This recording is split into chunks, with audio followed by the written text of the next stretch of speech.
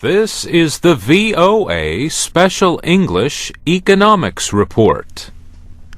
The meeting of Asia-Pacific Economic Cooperation leaders ended without announcement of major policy changes among APEC members. However, the leaders did say they were ready to make changes in their negotiating positions to help restart world trade talks. They also said North Korea is a major concern, but stopped short of strong condemnation. This was the 14th official meeting of government leaders from economies in East Asia and nations around the Pacific Ocean. The two-day meeting was held in Vietnam, a nation recently admitted to the W.T.O. The meeting ended on November 19th. In a final statement, the leaders expressed a strong desire to continue the Doha series of WTO talks on trade reform. The leaders said they would propose deeper cuts in government aid to farmers. Poor nations say such aid drives down the price of agricultural goods.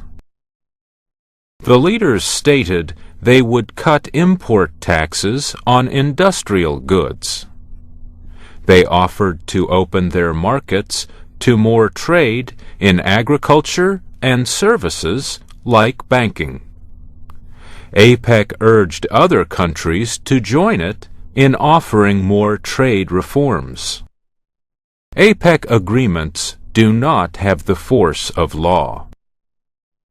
President Bush pressed the other leaders on the issue of North Korea's nuclear program. Six-nation talks on the program have not moved forward since last year. The North Korean nuclear test last month has not helped the situation. Mr. Bush urged APEC members to obey United Nations Security Council Resolution 1718. That resolution calls for action against North Korea and urges it to return to the nuclear disarmament talks. All the nations involved in those talks are APEC members, except for North Korea. The President also proposed a free trade area of the Asia-Pacific as a long-term goal for the group. Mr. Bush won a trade agreement with Central American and Caribbean nations last year. The APEC leaders' meeting was one of several meetings held in Hanoi. Earlier, Secretary of State Condoleezza Rice led the American team to the 18th APEC Joint Ministerial Meeting.